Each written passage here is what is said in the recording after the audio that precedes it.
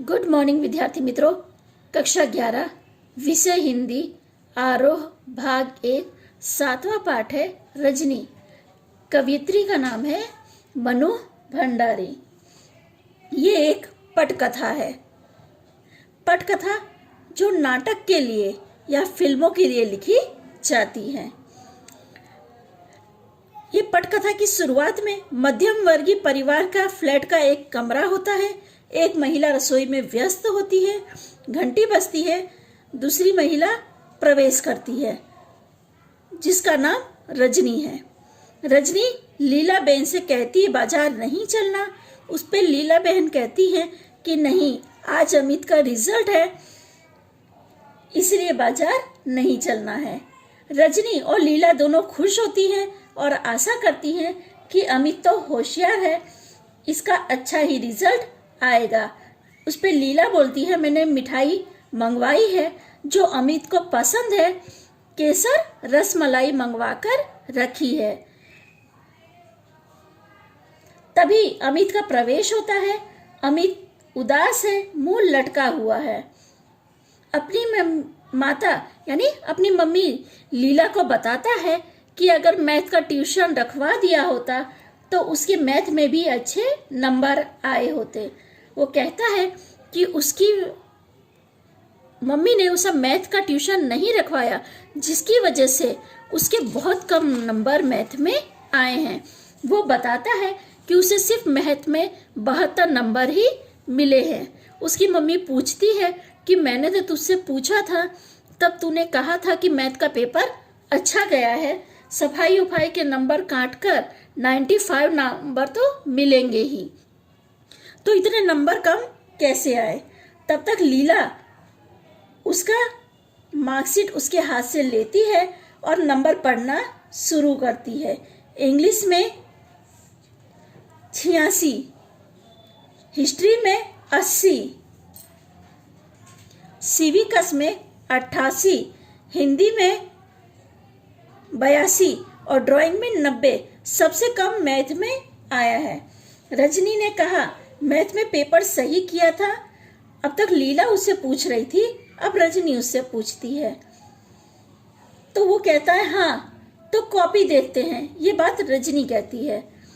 वह समझ जाता है कि रजनी समझ जाती है कि ट्यूशन की वजह से उसके मार्क्स काटे गए हैं। पर अमित पेपर देखने के लिए मना करता है। अमित अपने मैथ के टीचर का नाम बताता है, मिस्टर पाठक। मिस्टर पाठक ने उसे कई बार ट्यूशन के लिए दबाव दिया था, पर वो ट्यूशन नहीं रखने के लिए उसके माता पिता तैयार नहीं होते, क्योंकि जो बच्चे पढ़ने में होशियार हैं उन्हें ट्यूशन की आवश्यकता नहीं होती। तो लीला क्या है, उसे ट्यूशन रखने के लिए मना कर देती है, क्योंकि उनकी आर्थिक स्थिति भी सही नहीं होती और ट्यूशन के लिए उन्हें एक्स्ट्रा फीस भरनी पड़ेगी, जिसके लिए वो ट्यूशन के लिए मना कर देती हैं। रजनी उसमें पूछती है कि मिस्टर पाठक के पास कितने बच्चे ट्यूशन के लिए आते हैं, तो अमित बताता है 22। साल की शुरुआत में 8 थे और पहले टर्म के बाद 15 और हाफ ईयरली के बाद 7 बच्चे और जुड़ गए। इस तरह वो बताता है। तो उस पर रजनी कहती है कि जो बच्चा पढ़ने में होशियार है उसे भी ट्यूशन लेना आवश्यक है। तो उस पर अमित कहता है कि अगर टीचर ने कहा है तो ट्यूशन लेना आवश्यक ही है, यानी जरूरी है। अगर टीचर कह दे तो ट्यूशन ना लिया जाए तो उसके मार्क्स टीचर काट सकते हैं। अमित अपनी मम्मी से झगड़ता है कि अगर तुमने मेरा ट्यूशन रखवा दिया होता तो मैं 6ठी पोजीशन पे नहीं आता, क्योंकि अमित पहली या दूसरी पोजीशन में क्लास में आता था। ट्यूशन ना रखने की वजह से और मैथ में नंबर काट लेने की वजह से वो क्लास में 6ठे नंबर पे आया है। इसमें उसकी आंख से आंसू टपकने लगता है। लीला रसोई में जाती है और रजनी और अमित के लिए शिकंजी लेकर आती है।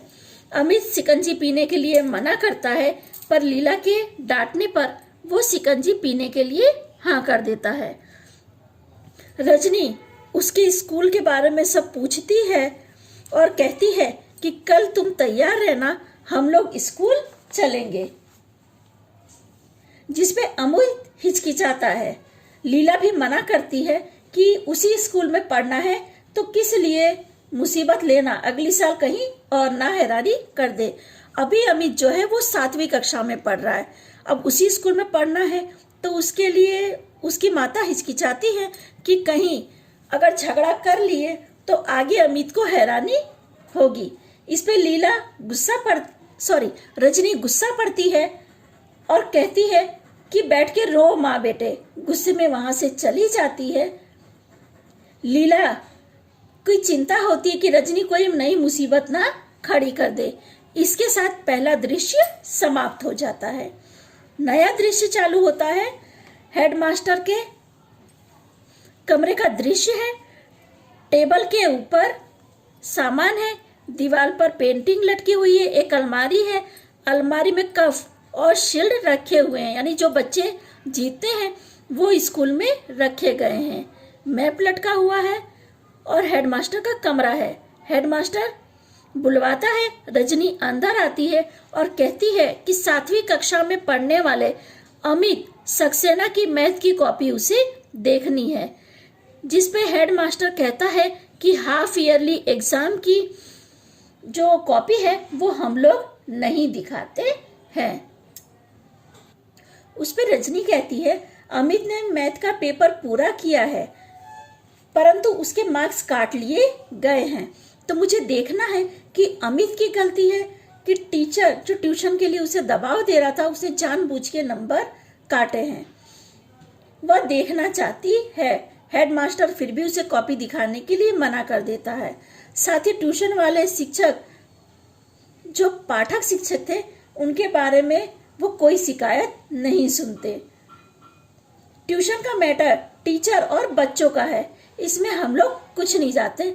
इस तरह हेडमास्टर कह के अपनी बात पूरी करते हैं। रजनी गुस्से में हेडमास्टर को कहती है कि आप कुछ नहीं कर सकते तो आप कुर्सी छोड़ दीजिए। यहाँ पर ऐसे व्यक्ति को बैठना चाहिए जो कुछ कर सके, जो ट्यूशन के नाम पे चलने वाले जो धांधलियां हैं उसको रोक सके, मासूम बच्चों को हैरान करने वाले टीचरों को स्कूल से निकाल सके। हेडमास्टर जाने के लिए कहता है। रजनी कहती है मुझे बाहर करने से अच्छा उन टीचरों को बाहर करो जो ट्यूशन के नाम पे धंधे के रूप में स्कूल में काम कर रहे हैं। हेडमास्टर गुस्सा हो जाते हैं, जोर से घंटी बजाते हैं और चपरासी अंदर आता है।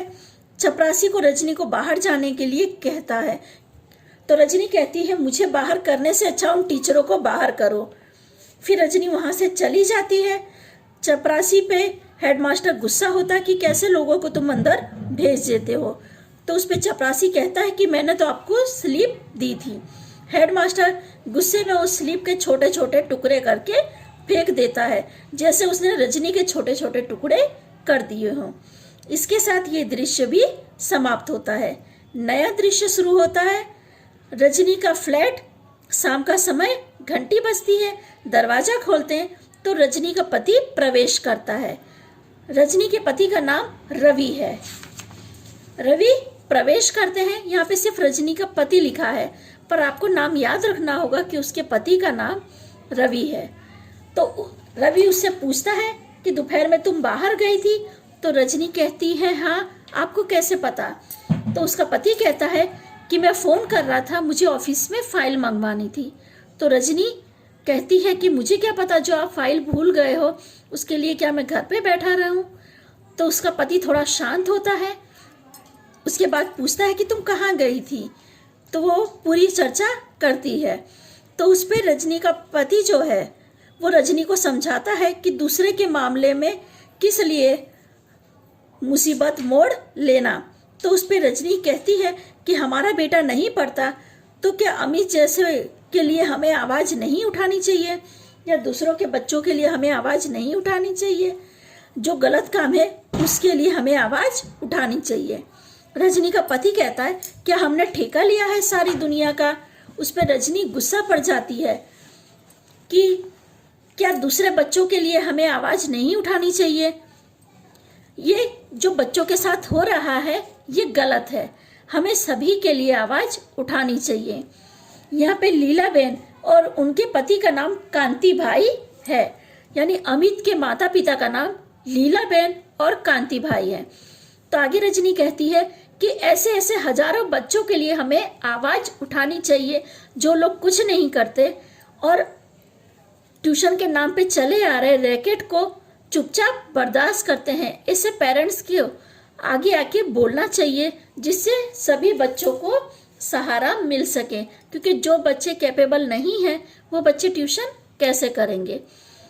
उस पे उसका पति चुपचाप दोनों हाथ से माथा पकड़ के शांति से बैठ जाता है। इसी के साथ दृश्य खत्म होता है।